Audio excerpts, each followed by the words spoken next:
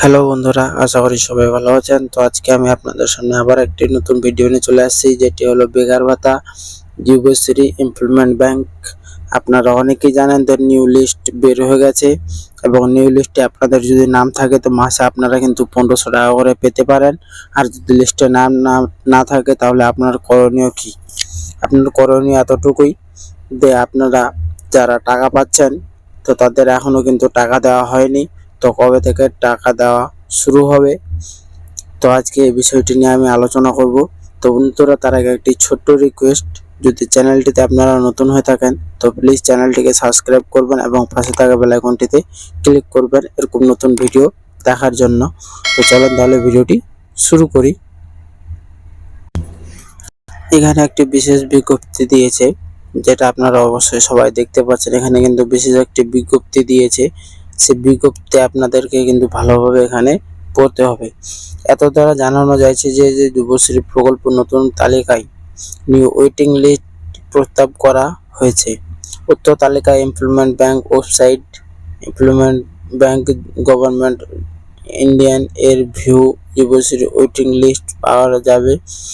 প্রার্থী তালিকায় আপনারা পড়ে নেবেন, আমি একটু পড়ে দিচ্ছি। তো হয়েছে তাদের আগামী 11/6 হইতে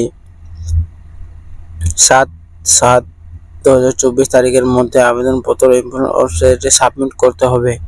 এখানে কিন্তু এই ফর্মটি আপনাদেরকে সাবমিট করতে হবে অনলাইনের মাধ্যমে। এখানে আপনারা সবাই দেখতে পাচ্ছেন, আর আপনারা একটু ভালোভাবে পড়ে নেবেন।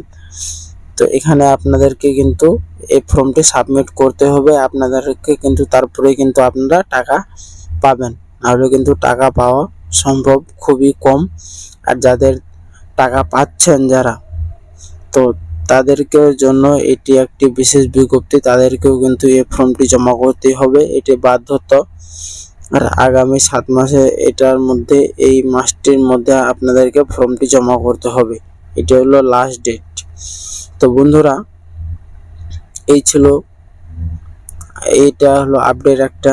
তো আপনাদেরকে পেমেন্ট এখনো যাদেরকে দেওয়া হয়নি, তো পেমেন্ট কিন্তু খুব শীঘ্রই জুন মাসের মোটামুটি শেষের দিকে আপনারা কিন্তু টাকাটা পেয়ে যাবেন, এটা নিশ্চিত করা হয়ে গেছে।